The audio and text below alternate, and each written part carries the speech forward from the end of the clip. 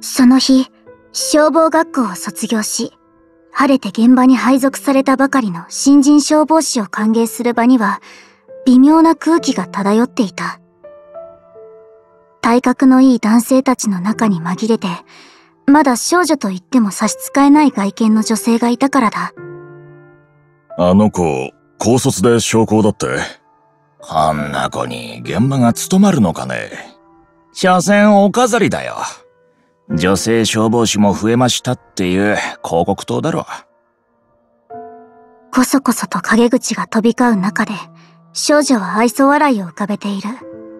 そこに、出動命令を知らせるベルが鳴った。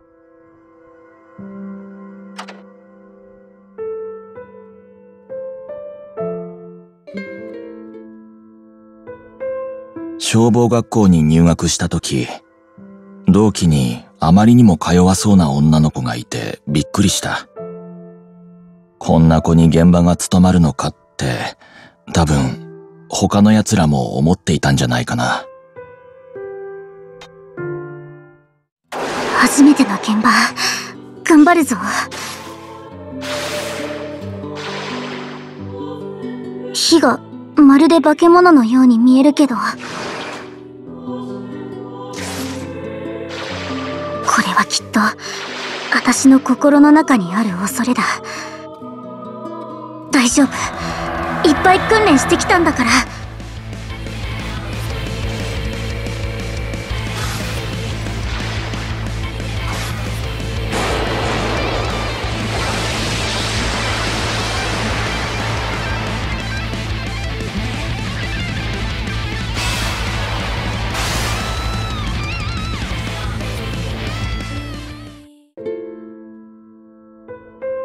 一番初めに火を意識したのは、多分、誕生日のケーキだと思う。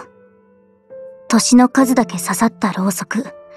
その先で燃える炎に、意識を奪われた。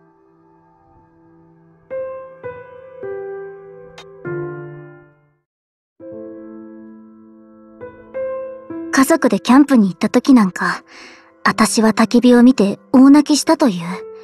それなのに、火のそばから離れなくて、両親は困ってしまったそうだ。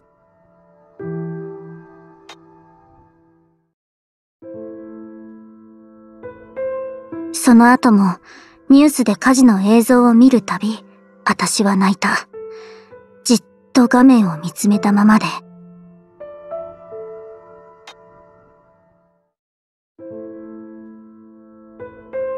ゆらゆらと揺れる、オレンジ色の炎を見ていると、いつも心臓がドキドキして、頭がふわふわした。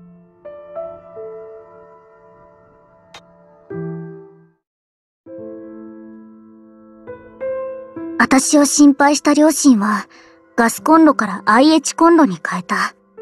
おかげで、料理をする際に怯えることはなくなった。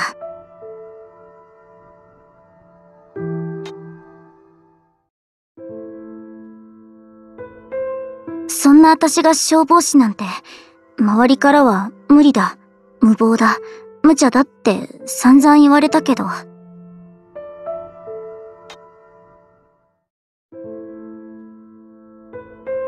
でも、火を恐れるからこそ、火に立ち向かうことができるんじゃないかって思ったんだ。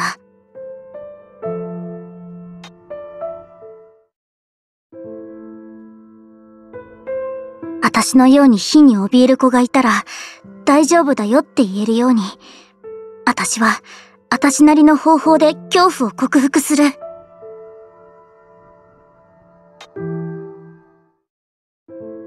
燃え盛る民家を見て、少女は思わず足を止めた。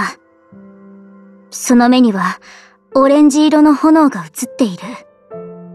他の新人たちも、見入られたように吹き上がる炎を見つめている。訓練ではない、初めての現場だ。当たり前の反応だと、慣れた様子で先輩消防士たちが準備するその横を、少女は、風のように駆け抜けた。おい、お前！一般人の誘導と炎症を防ぎます。炎を前に、恐れず冷静に行動する少女は、まるで水を得た魚のようだった、と、後に先輩消防士は語った。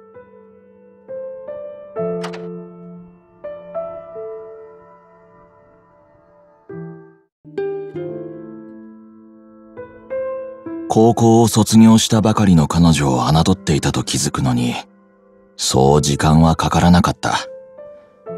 あいつは火を読む天才だったからだ。怖くない、怖くない、怖くない。確かに火は魔物。人の心も恐れで焼き尽くす。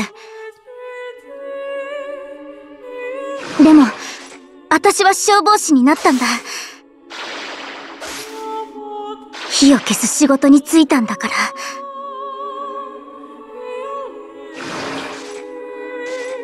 もう、あなたたちを恐れたりしない。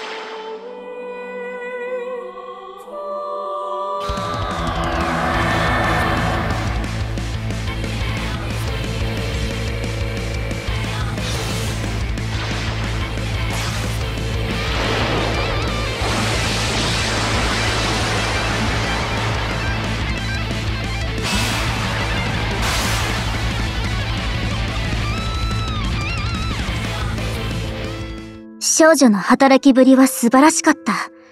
的確な誘導でやじ馬を散らした後に、素早く消火のルートを確保。火が収まった後は、早々に火元を特定するなど、初めての現場とは思えないほどだった。それでも、ビギナーズラックだと侮っていた先輩消防士たちだったが、それが1年も続けば、さすがに見る目も変わる。少女は、今や消防署のエースとして活躍していた。その口元には愛想笑いを浮かべたまま。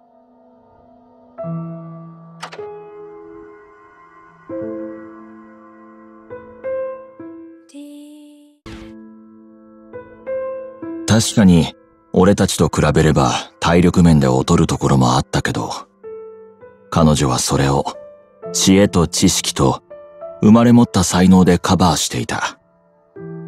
だから、彼女が現場で早々にエースになったのは当たり前だと思っていたな。